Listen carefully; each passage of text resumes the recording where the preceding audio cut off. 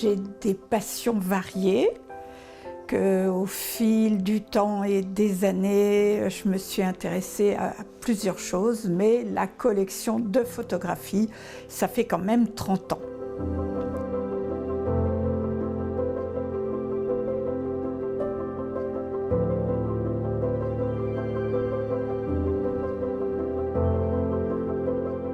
Il y a des collectionneurs qui ont des photographies au mur. Chez moi, je n'ai pratiquement pas de photographies.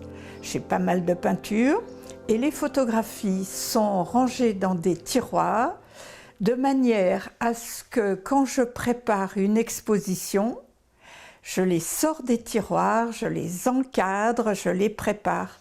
Alors que si c'était au mur, il faudrait que je change ma décoration toutes les 5 minutes. Moi, j'ai quand même 1300 photos. Donc, je vais mettre 1300 photos au mur. Voilà, donc je les vois, ces photographies, quand je les montre. Et je fais quand même à peu près 3 expositions par an. Je ne suis pas toujours consciente de ce qui m'alerte. Il faut quand même qu'il y ait une atmosphère où je me dis, c'est cet auteur-là et lui seul qui aurait pu faire cette image. Par exemple, je connaissais bien par les livres les photographies d'Hervé Guibert. Je me suis dit, tiens, cette atmosphère un peu poétique avec l'ombre, ça m'intéresse. Et à partir du moment où j'en avais acheté une, ça ne suffisait pas pour faire comprendre l'univers d'Hervé Guibert, donc j'en ai acheté plusieurs, l'une après l'autre. Par contre, ce qui est difficile, c'est de les assortir.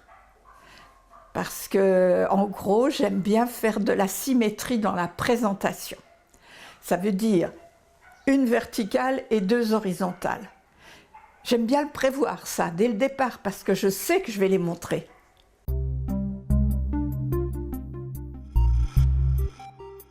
Le thème de l'ombre, pourquoi ça m'a intéressée au départ? Je ne le sais pas, mais parce que j'ai jamais voulu collectionner à thème.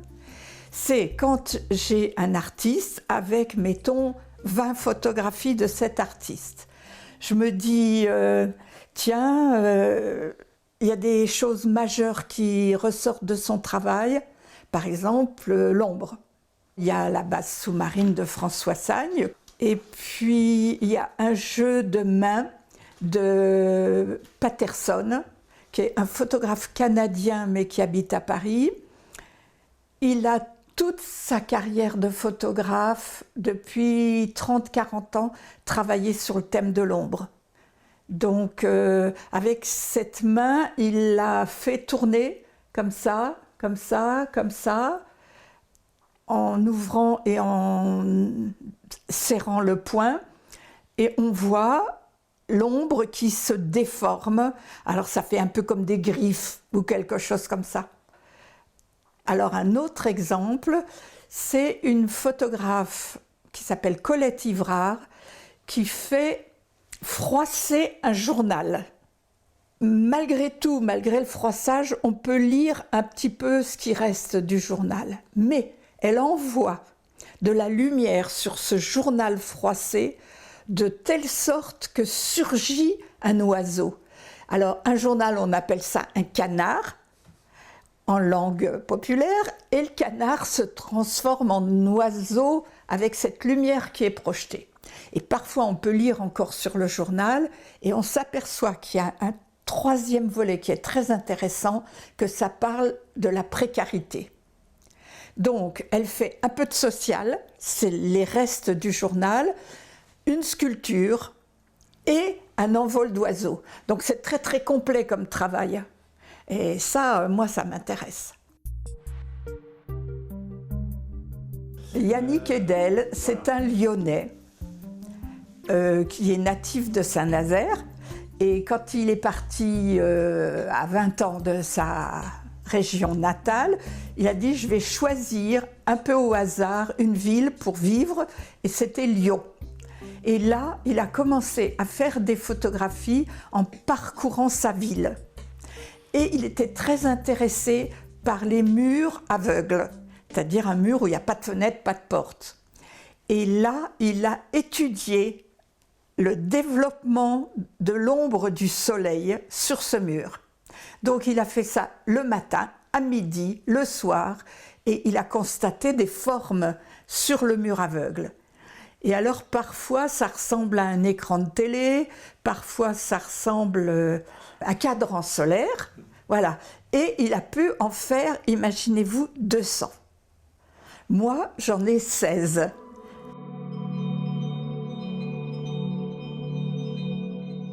Il y aura un triptyque de Jean d'Aubas qui est beaucoup plus mystique, disons. C'est pris dans une chapelle. Et dans cette chapelle, les vitraux faisaient un reflet au sol. Et il a mis sa main, c'est aussi autoportrait, et sa main varie selon le soleil qui passe derrière le vitrail. Très intéressant.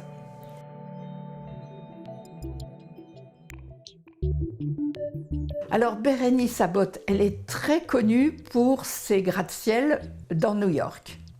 À la fin de sa vie, elle a passé un espèce de petit contrat artistique avec un laboratoire scientifique qui étudiait la chute des objets. Et cette chute fait plein de petits cercles l'un après l'autre. Alors Harm Leder, c'est un des artistes les plus connus au monde.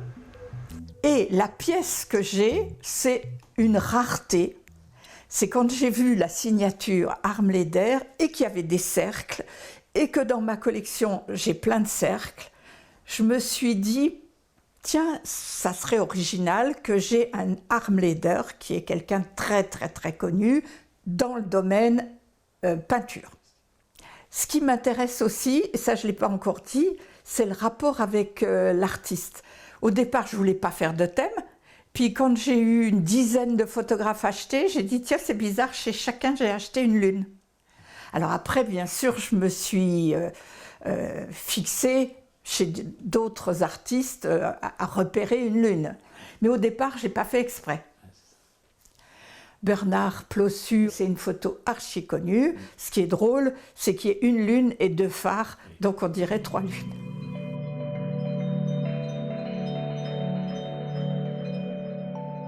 Alors là, c'est grâce à un ami qui est galeriste. Il sait que je me passionne pour la lune et il a trouvé une photographie scientifique de la lune du 19e siècle. Et par-dessus cette photographie scientifique, le scientifique en question a mis un calque et a mis le nom de toutes les mers, parce que les cratères de la Lune, ça s'appelle des mers.